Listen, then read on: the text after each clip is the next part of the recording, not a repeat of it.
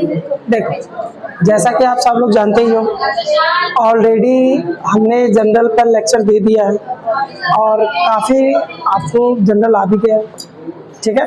फिर भी हम आज एक प्रो फार्मा बना लेंगे जिससे कि आप आसानी से जब भी घर पर बैठो तो इजीली कर सको। सर जनरल में थोड़ा डिस्काउंट होगा। हाँ, आज हम सारा डिस्कशन करेंगे जिसमें आपका नॉर्मल जनरल एंट्री होगा, ठीक है, ट्रेड डिस्काउंट होगा, कैश डिस्काउंट होगा, कैश डिस्काउंट होगा और हर एक क्वेश्चन को इजीली हम सॉल्व करेंगे और ये देखेंगे कि प्रो फार्मा में कैसे वो सॉल्व होता है। यानी अगर हमें मान लीजिए जब ट्रेड डिस्काउंट मिला तो हम क्या करेंगे, जब कैश डिस्काउंट मिला तब कौन सी एंट्री करेंगे, या जब हमने बिजनेस शुरू किया तब कौन सी एंट्री करेंगे, ठीक है। देखिए जल्दी जल्दी हम लोग रिकैप करेंगे क्योंकि ऑलरेडी हमारे काफ़ी एंट्रीज हो चुकी हैं, ठीक। देखिए जब भी हम बिजनेस शुरू करते हैं तो सबसे पहले लिखते हैं assets account debit to capital account. इसमें क्या होता है कि आपके जितने भी टेंजिबल और इनटेंजिबल एसेट्स होते हैं, मीन्स कि आप जिससे भी बिजनेस शुरू करते हो उन सभी को डेबिट करते हो और कैपिटल में आपके उतनी अमाउंट क्रेडिट हो जाएगी। जैसे फॉर एग्जांपल आप समझ लीजिए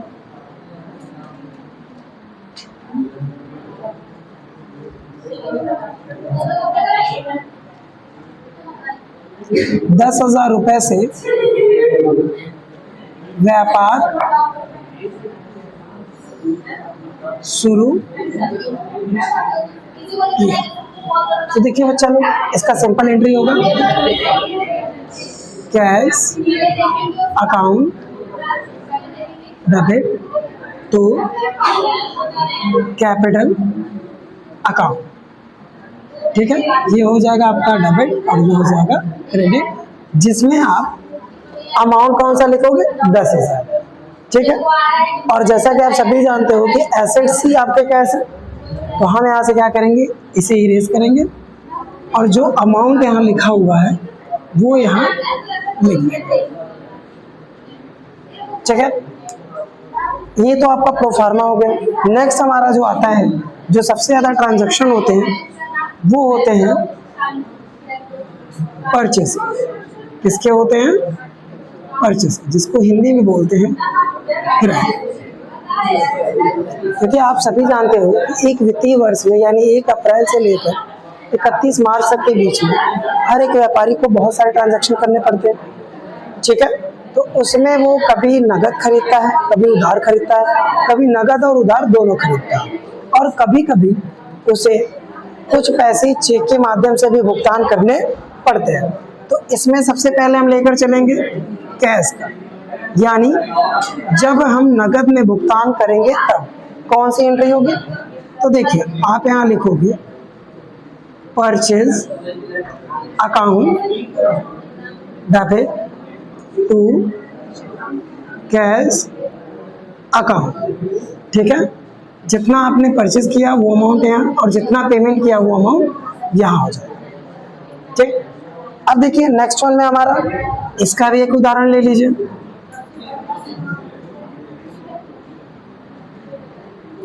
यानी 15,000 का माल खरीदा, ठीक है। तो देखिए यहाँ पे किसी क्रेडिटर्स का नाम नहीं है, ये भी नहीं है कि हमने चेक से भुगतान किया, तो हम इस को देखकर यह समझ जाएंगे कि यह जो भुगतान हुआ होगा वो नगद में ही हुआ होगा। तो आप यहाँ लिखेंगे purchase account debit to cash account और आप अमाउंट लिख दोगे यहाँ पर 15,000 डेबिट और 15,000 क्रेडिट।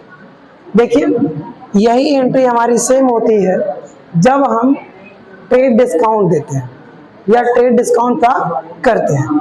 वहाँ पे सिर्फ हमें इतना करना होगा कि ये जो टोटल परचेज हमने किया है इस अमाउंट पर ही हम व्यापारिक छूट या ट्रेड डिस्काउंट को निकालेंगे और उसे टोटल अमाउंट से डिडक्ट कर देंगे।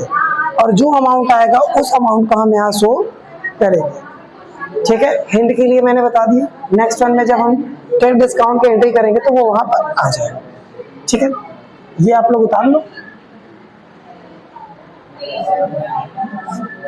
ठीक है, चलो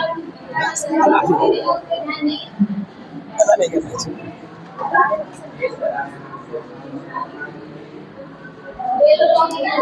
अब आपका नेक्स्ट आता है क्रेडिट।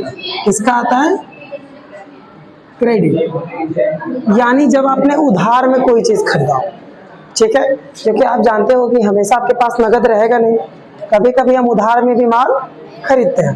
तो जब आप उधार में माल खरीदोगे तो कौन सी एंट्री होगी? देखिए, सबसे पहले आप यहां लिखोगे purchase account debit to creditors name. ठीक है, और यहाँ डेबिट हो जाएगा और फिर ये क्रेडिट हो गया। यानी आपने जिस व्यक्ति से माल खरीदा है या जिस कंपनी से माल खरीदा है उसका आप यहाँ पे नाम लिख दो। ठीक है, अब देखिए यहाँ लिखोगे उदाहरण में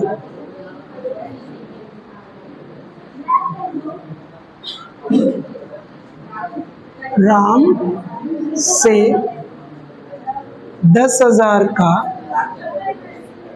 माल खरीदा। ये हमारा प्रश्न हो गया, यानी हम 10,000 से का राम से माल खरीद रहे हैं। तो हमारी जो एंट्री होगी वो होगी purchase account debit to Ram. देखिए बहुत सारे बच्चे यहाँ लिखते हैं राम्स कैप अकाउंट। अगर आप अकाउंट लगाते हो तो पुलिस स्टॉपिस एस लगाना आपके लिए जरूरी है। अगर आप पुलिस स्टॉपिस एस नहीं लगाते हो तो कोई बात नहीं। ठीक है, ये भी आपका करेक्ट एंट्री। अब यहाँ लिख लीजिए, हाँ, अकाउंट लिखने के लिए हमें यहाँ पे एक पुलिस स्टॉपिस एस लगाना होगा। और अब ये भी आपका सर ध्यान रखिएगा कि चाहे डेब्टर्स का नाम हो चाहे क्रेडिटर्स का नाम हो, आपको वहां पर पुलिस स्टॉपिस एस के साथ ही लिखना पड़ेगा। ठीक है, अब जैसे मान लीजिए कि दूसरा हमारा आता है बैंक, यानी कुछ ऐसे पेमेंट्स होते हैं जो परचेस करते समय आप चेक का इस्तेमाल करते हैं और भुगतान करते हैं। उस कंडीशन में आप लिखोगे purchase account debit to bank account. ठीक है, यहाँ डेबिट हो जाएगा और फिर यहाँ क्रेडिट हो जाएगा। उदाहरण में देख लो,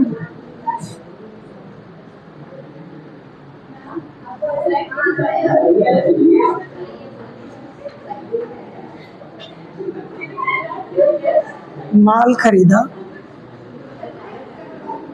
12,000 रुपए का, भुगतान चेक से किया। ठीक है, तो आप यहां लिखोगे purchase account debit to bank account. 12,000 आपके अमाउंट डेबिट हो जाएंगे और 12,000 अमाउंट आपके क्रेडिट। ये ध्यान रखिएगा। ठीक है, यानी आपने यहाँ पे गौर किया होगा कि पूरे टर्म एंड कंडीशन में जो परचेज है वो हमेशा आपका डेबिट ही होगा, चाहे आप नगद खरीदिए, चाहे आप उधार खरीदिए, चाहे आप चेक के माध्यम से ही भुगतान क्यों ना करिए। यानी हर कंडीशन में आपका जो परचेज है वो हमेशा डेबिट होगा। ठीक है, अब हम चलते हैं कुछ आगे इंटरेस्ट।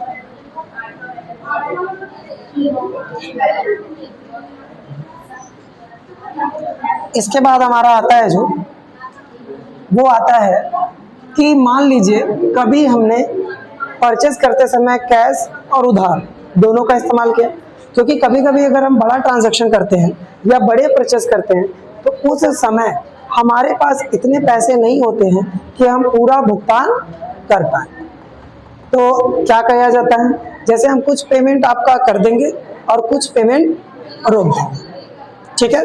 तो देखिए यहाँ पे हम लिखेंगे कैश एंड क्रेडिट, ठीक है। यानी नगद और उधार दोनों की जब बात आती है, यानी जैसे मान लीजिए कि 100 रुपए है, तो उस 100 रुपए का कुछ भुगतान आप कैश में करोगे और कुछ भुगतान उधार में करोगे, ठीक है। तो देखो यहाँ पे आप लिखोगे सबसे पहले purchase account debit to cash account to creditors account, या और करके आप क्रेडिटर्स नेम भी लिख सकते हैं, ठीक है।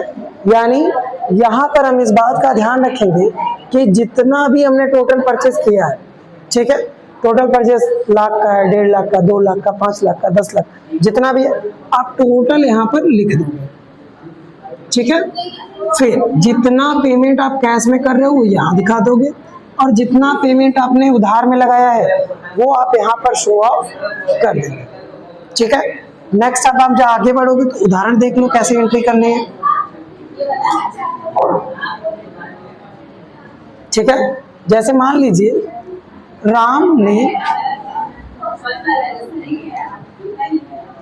राम से माल खरीदा 50,000 का, ठीक है। भुगतान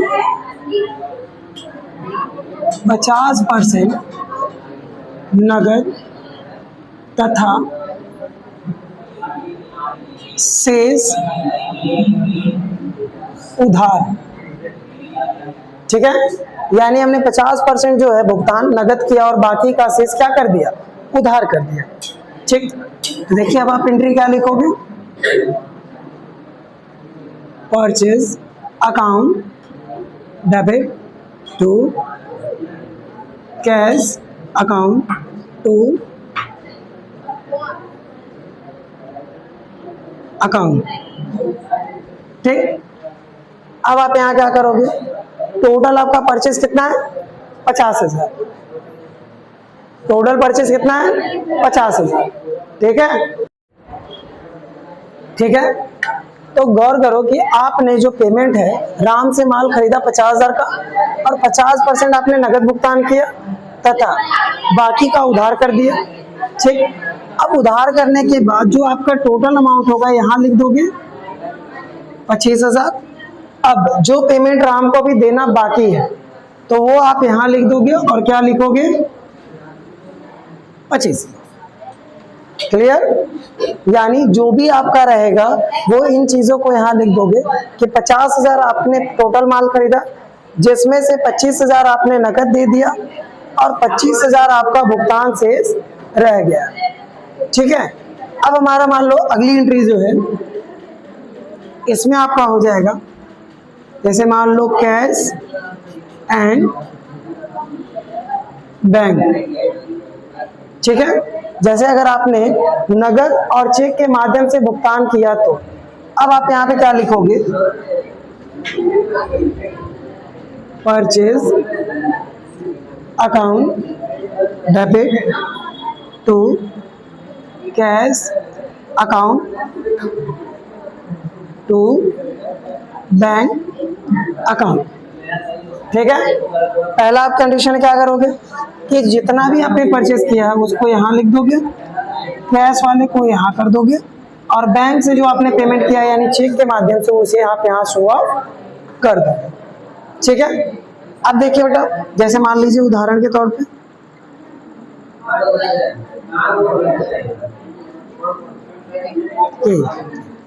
राजू से माल खरीदा 10,000 का, ठीक है।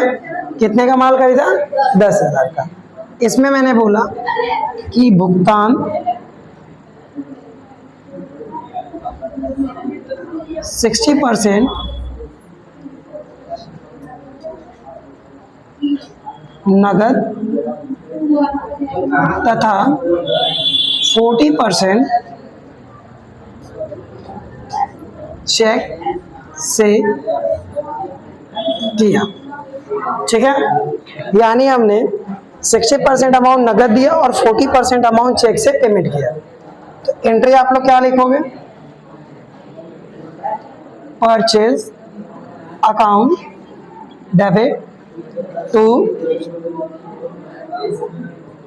Cash account to bank account. ठीक है, टोटल परचेज आपका कितना है? 10,000। तो यहाँ लिख दीजिए डेबिट में।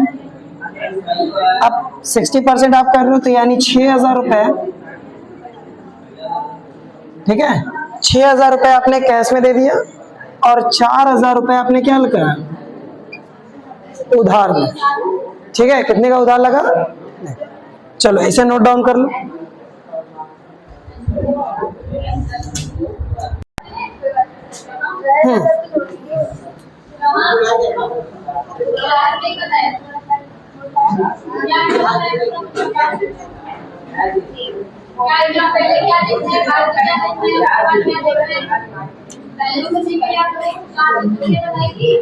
देखिए सुनिए, अभी तक हमने कैश क्रेडिट कर लिया, कैश बैंक कर लिया। अगला जो हमारा रहेगा वो रहेगा क्रेडिट एंड बैंक। ठीक है, अगला हमारा क्या रहेगा? परचेज में क्रेडिट एंड बैंक, यानी जब हम कुछ भुगतान चेक के माध्यम से करें और कुछ भुगतान उधार लगा दें। ठीक है, उस समय आप एंट्री लिखोगे purchase account debit to creditors name to bank account. इसका मतलब ये है कि आप एंट्री करते समय जितने भी आपके परचेज के होंगे उन्हें यहाँ डेबिट कर दोगे, क्रेडिटर्स में आप यहाँ लिख दोगे और चेक से जो आपने पेमेंट किया वो यहाँ रख दोगे। ठीक है, ये सिंपल वे है, यानी आपका प्रो फार्मा तैयार। अब आप इस सवाल के माध्यम से समझ लो। जैसे उदाहरण में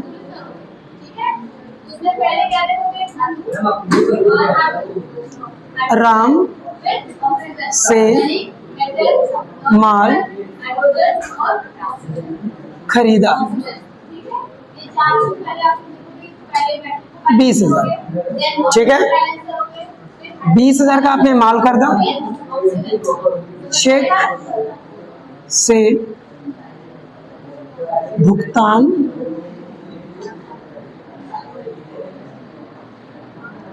50% किया तथा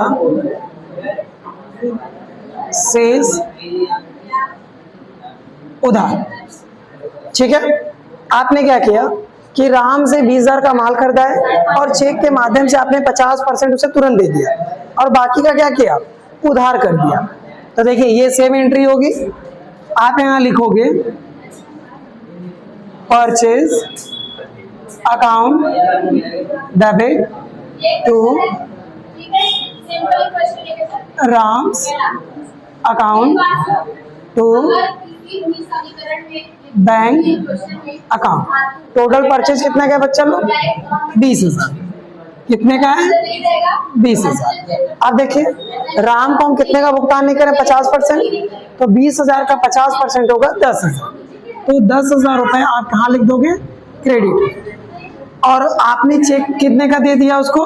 10,000। तो देखिए यहाँ पे आपका डेबिट भी इक्वल और क्रेडिट भी इक्वल। ठीक है, अगला क्वेश्चन देखिए। अब आपका हो जाएगा, जैसे मान लो यहाँ पे आपने क्रेडिट और बैंक किया। ठीक, कभी कभी ये कंडीशन आता है कि कुछ पैसे हम भुगतान करते हैं, कुछ उधार करते हैं और कुछ बैंक के माध्यम से पेमेंट कर देते हैं। ये भी कंडीशन होता है ना, यानी कभी कभी क्वेश्चन में आपको तीनों कंडीशन दे देगा तो आप कौन सी जनरल एंट्री करोगे। ऐसे क्लास 9th में इतना हार्ड नहीं आएगा, बट मैं फिर भी बता देता हूँ कि अगर इन फ्यूचर आ जाता है तो आप उसे कर लो। ठीक है, तो देखो यहाँ पे आपका हो जाएगा कैश, क्रेडिट एंड बैंक। ठीक है, ये तीनों कंडीशन हो गए। तो इस समय आप एंट्री करोगे purchase account debit to cash account to creditors name to bank account. देखिए यहाँ पे आप क्या करोगे, जो भी आपका टोटल परचेज होगा वो आप यहाँ लिख दोगे, कैश से जो पेमेंट करोगे यहाँ, उधार जो होगा वो यहाँ, और बैंक के माध्यम से जो आपने पेमेंट किया वो यहाँ। ठीक है, अब समझिए, जैसे उदाहरण,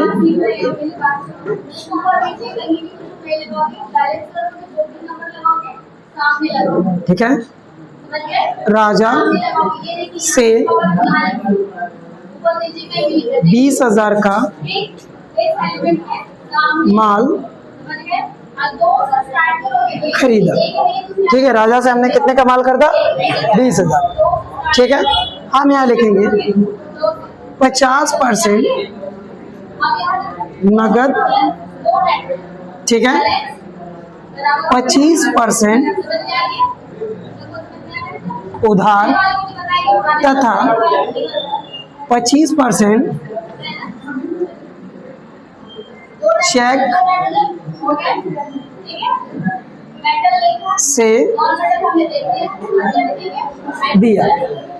ठीक है, अब देखिए यहाँ पे हमारा होगा कि टोटल हमारा परचेज कितने का है? 20,000 का है।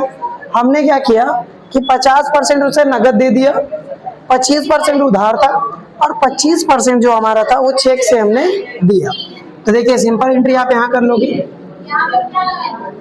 Purchase account debit to cash account to Raja's account to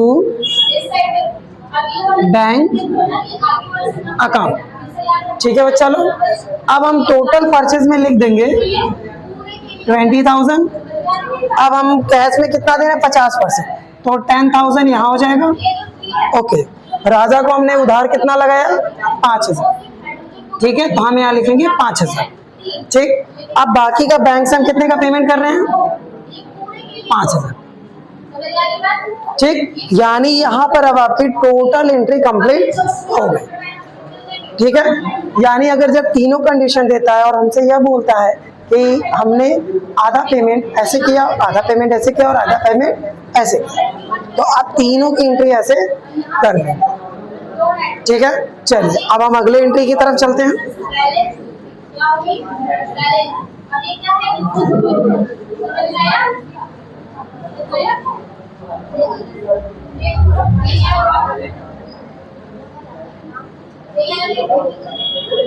देखिए अब मैं आपको एकदम शॉर्ट में एंट्री बताऊंगा जिसमें आपका ट्रेड डिस्काउंट तीनों कंडीशन में अप्लाई होगा। आप ये समझ लीजिएगा कि जब भी ट्रेड डिस्काउंट का होता है तो ये सारी चीजें अप्लाई होती हैं।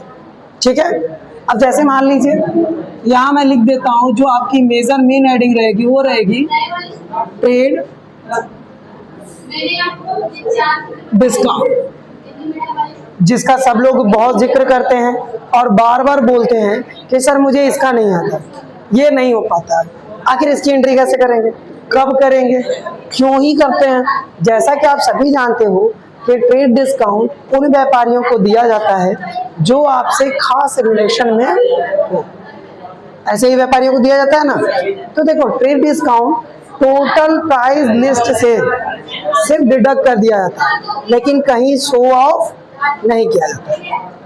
ठीक है, जो व्यापारिक छूट होती है वो टोटल प्राइस लिस्ट से माइनस की जाती है, लेकिन शो ऑफ कहीं नहीं की जाती, या केवल सब्सिडरी बुक्स में शो ऑफ की जाती है। ठीक है, जनरल में आप इसका कहीं भी शो ऑफ नहीं करें। ठीक, देखिए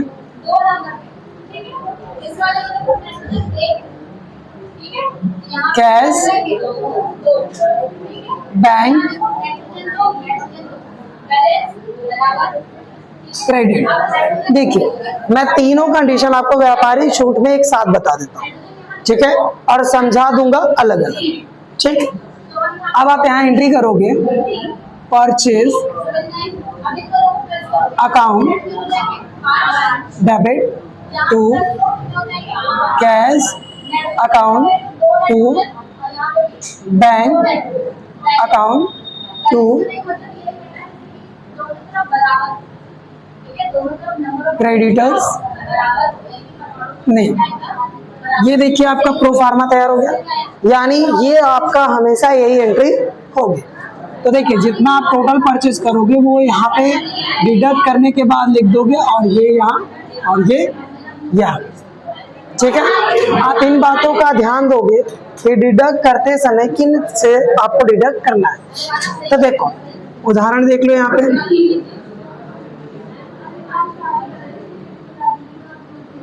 ठीक है। उदाहरण में आपका ले लेते हैं कि राजू से माल 1 लाख का खरीदा, ठीक है बच्चा लोग। व्यापारिक छूट 10%, ठीक है। व्यापारिक छूट कितना था? 10%, ठीक है। हमने जो है भुगतान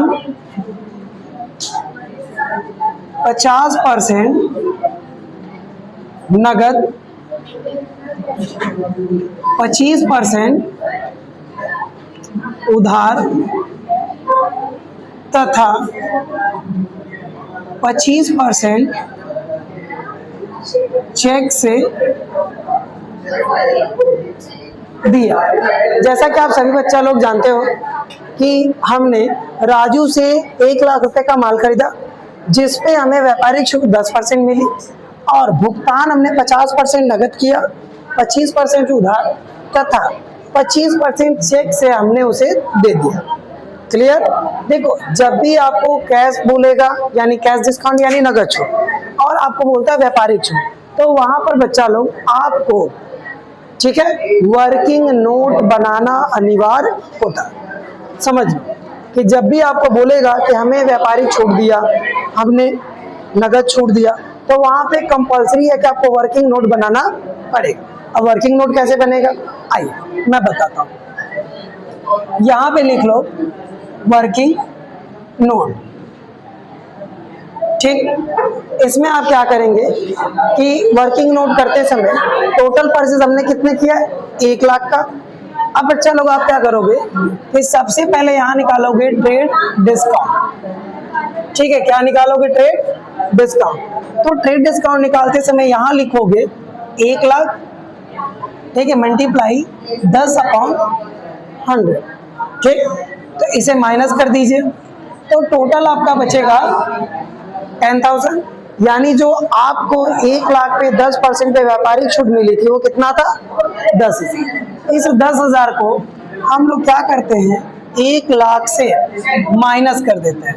क्या करते हैं? माइनस कर देते हैं। तो आपका जो टोटल परचेज होगा वो कितना होगा? 90,000। यानी अब हमारा सारा काम किस पर होगा? 90,000 पर। किस पे होगा? 90,000 पे। यानी अब हम सीधा एंट्री करेंगे, लिखेंगे, देखिए परचेज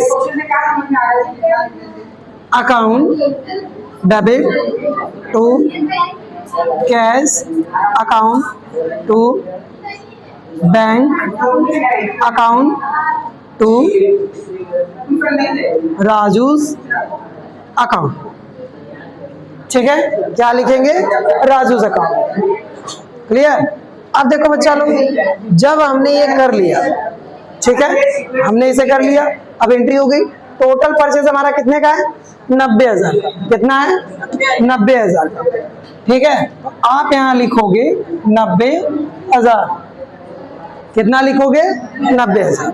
अब हमने कहा कि 50% हम किसमें भुगतान कर रहे हैं? नगद। तो 90 का 50% कितना होगा? 45,000। आप यहाँ लिख दोगे 45,000। ठीक, अब मैंने कहा कि हम जो हैं आपका बैंक से भुगतान कर रहे हैं 25%, यही कर रहे हैं ना? ठीक है, तो अब बताइए 45,000 का 25% कितना होगा? 22,500। कितना होगा? यानी 22,500। तो बच्चा लोग आप 22,500 रुपए यहाँ लिखोगी और 22,500 यहाँ। अगर आप टोटल देखोगे तो 90,000 हो गया। ये तो मान लीजिए सर को आता है, सर ने कर लिया। अब आप लोगों को नहीं आएगा तो क्या करोगे? सबसे पहले आप यहाँ पे ऐसे लिखोगे 90,000, ठीक है, और यहाँ पे लिखोगे 50%। कट करने के बाद आपका कितना बचेगा? 45,000। क्लियर? अब सेकंड में आप क्या करोगे? इस 90,000 का यहाँ करोगे 25%। 2 0 से 2 0 गया, तो यहाँ कितना आएगा? 22,500। अब एक बार तो हमने निकाल लिया कि 22,500 आ रहा है, तो दोबारा भी तो हमें 25% देना है, तो दोबारा हमें करने की आवश्यकता नहीं पड़ेगी। ठीक है?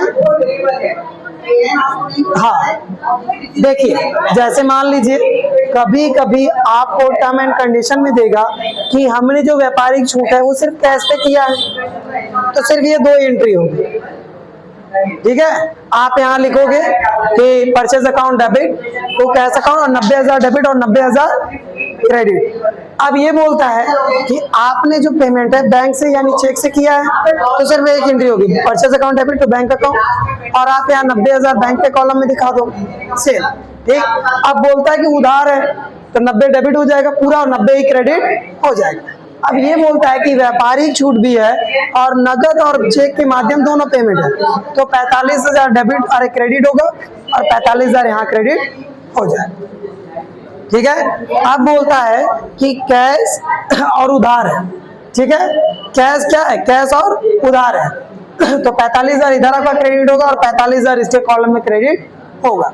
दूसरा आपको ये बोलता है कि चेक और उधार है, तो ये चला जाएगा। अब इसके बाद जितने भी आपके एंट्रीज होंगी परचेज